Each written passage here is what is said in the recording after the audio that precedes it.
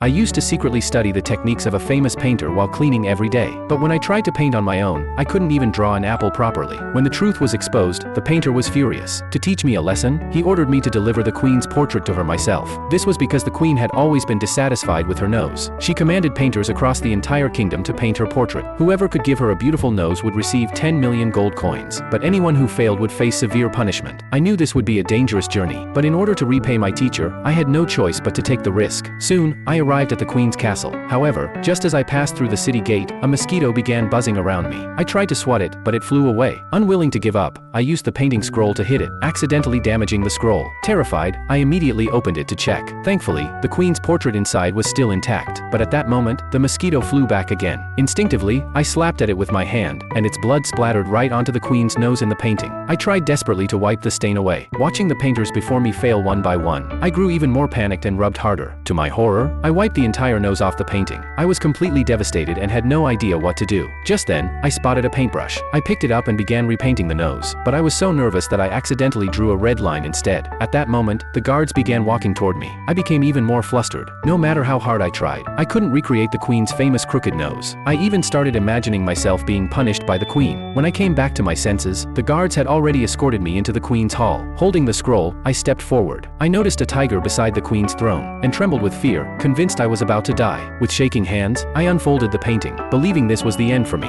But to my surprise, the queen's taste was completely different. She loved the painting, and even invited me to become king. I refused, saying that I wanted to dedicate my life to painting. Unexpectedly, the queen was not angry at all. Instead, she appointed me as the chief court painter, hung the portrait on the wall for others to admire, and the once famous painter became my assistant.